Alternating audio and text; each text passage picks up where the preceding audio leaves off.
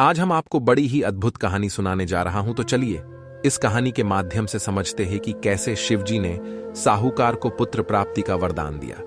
अगर आप है कहानी सुन रहे हैं तो पूरा सुनिए। इस कथा को आधा अधूरा छोड़कर जाने की गलती न करिएगा, क्योंकि इस पवित्र कथा को पूरा सुनने से पुत्र प्राप्ति होगी। इसलिए इस कथा को पूरा सुने। आप शिव भक्त हैं तो भोलेनाथ का अनादर न करें। एक बार किसी एक नगर में एक साहूकार था।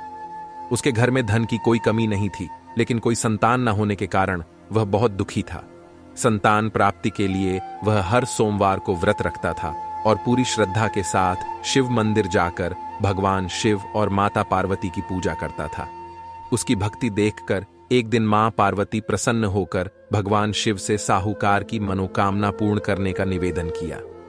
पार्वती जी के आग्रह पर भगवान शिव ने कहा कि हे पार्वती, इस संसार में हर प्राणी को उसके कर्मों का फल मिलता है और जिसके भाग्य में जो हो उसे भोगना ही पड़ता है।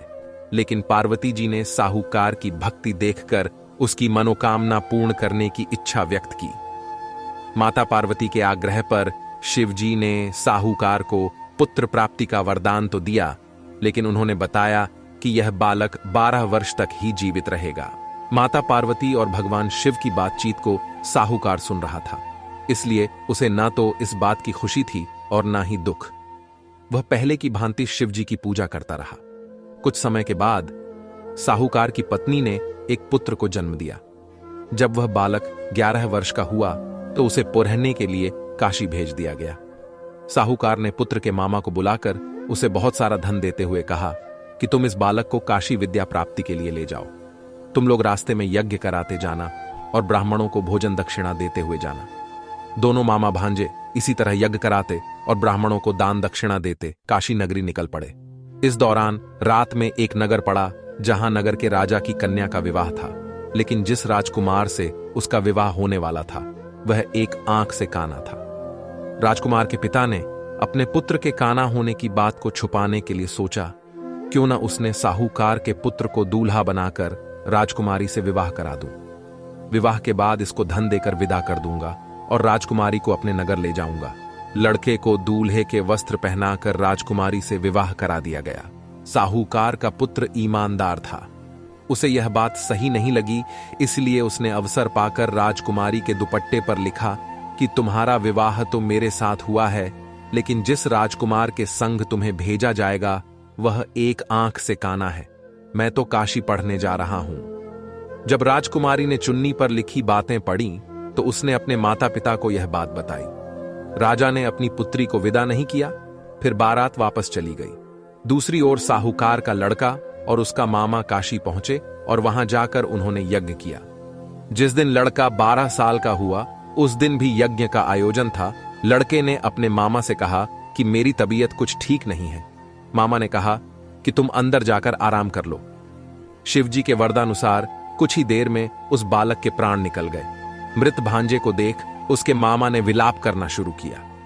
संयोगवश उसी समय शिवजी और माता पार्वती उधर से जा रहे थे। पार्वती माता ने भोलेनाथ से कहा, स्वामी, मुझे इसके रोने के स्वर सहन नहीं हो रहा। आप इस व्यक्ति के कष्ट को अवश्य दूर करें। जब शिवजी मृत बालक के समीप गए तो वह बोले कि यह उसी साहूकार का पुत्र है जिसे मैंने 12 वर्ष की आयु का वरदान दिया था। अब इसकी आयु पूरी हो चुकी है। लेकिन मातृभाव से विभोर माता पार्वती ने कहा कि हे महादेव, आप इस बालक को और आयु देने की कृपा करें, अन्यथा इसके वियोग में इसके माता पिता भी तड़प तड़प कर मर जाएंगे। माता पार्वती के पूर्ण आग्रह पर भगवान शिव ने उस लड़के को जीवित होने का वरदान दिया।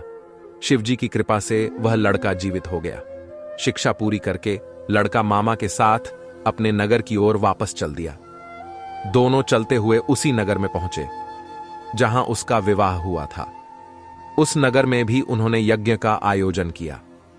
उस लड़के के ससुर ने उसे पहचान लिया और महल में ले जाकर उसकी खातिरदारी की और अपनी पुत्री को विदा किया।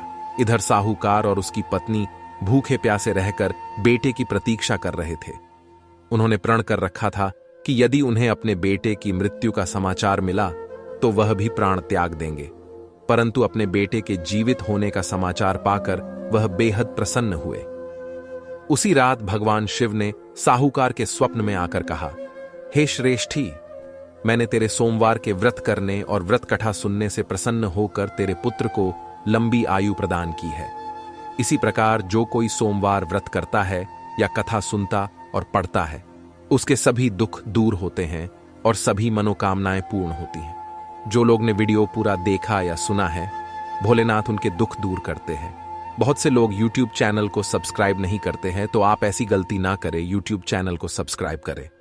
आप इस वीडियो को अपने दोस्तों के साथ शेयर जरूर करें ताकि उन पर भी भोलेनाथ की कृपा हो जाए।